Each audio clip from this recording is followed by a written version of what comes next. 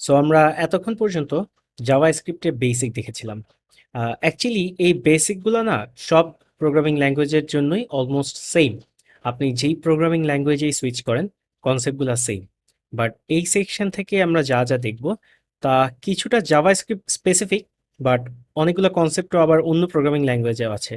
আমাদের as a developer or as a programmer আমাদের intention হওয়া উচিত আমরা প্রোগ্রামিং ল্যাঙ্গুয়েজ ইন্ডিপেন্ডেন্ট হব। সো এটার মানে কি? ওয়েল, এটার মানে হচ্ছে আপনাকে যখনই যেই প্রোগ্রামিং ল্যাঙ্গুয়েজে দিবে সেই প্রোগ্রামিং ল্যাঙ্গুয়েজে কাজ করতে পারবেন।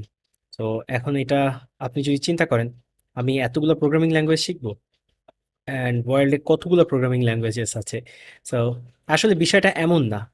বিষয়টা হচ্ছে এমন যে আপনি একটা প্রোগ্রামিং ল্যাঙ্গুয়েজে এখন ভালো, অ্যান্ড প্রোগ্রামিং ল্যাঙ্গুয়েজের কোরটা জানছেন, খুব ভালোভাবে জানছেন। সো ফিউচারে যখন আপনাকে নতুন কোনো প্রোগ্রামিং ল্যাঙ্গুয়েজে কাজ করতে দিবে, আপনি বেসিক্যালি ওটার কিছু ডকুমেন্টেশন দেখে নিয়ে দিন শেষে সবগুলো প্রোগ্রামিং ল্যাঙ্গুয়েজের ফর লুপ বলেন, ইফ এলস বলেন, এই ভ্যারিয়েবল ডিক্লারেশন সবই কিন্তু সেম। সো আপনার একটা নতুন ল্যাঙ্গুয়েজে সুইচ করার জন্য খুব বেশি সময় লাগবে না। আপনাকে কিন্তু অফিস আজকেই এসে বলবে না যে এতদিন আমরা জাভা স্ক্রিপ্টে করেছি, এখন পাইথনে কাজ করো অর সি শার্পে কাজ করো।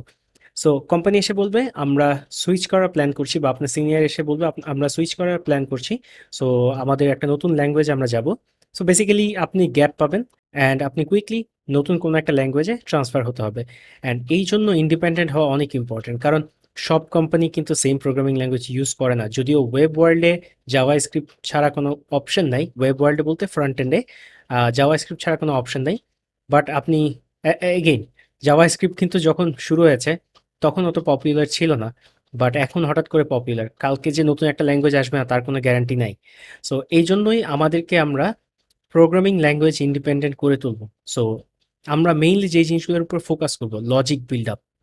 যদিও এই কোর্সটাতে লজিক বা প্রবলেম সলভিং নিয়ে খুব বেশি কিছু নেই, বাট ওই জিনিসটা অ্যাকচুয়ালি সবচেয়ে ইম্পর্টেন্ট। একটা প্রোগ্রামিং ল্যাঙ্গুয়েজ শেখা কিন্তু খুব বেশি সময়ের ব্যাপার না।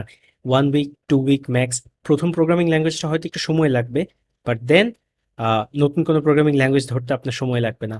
সো এই সেকশনটা শুরু করা যাক। আমরা জাভা স্ক্রিপ্টের কিছু অ্যাডভান্স টপিকস দেখব। আহ, কিছু কিছু জিনিস অন্যান্য প্রোগ্রামিং ল্যাঙ্গুয়েজও আছে, আমি বলেছিলাম, আবার বলছি। সো শুরু করা যাক।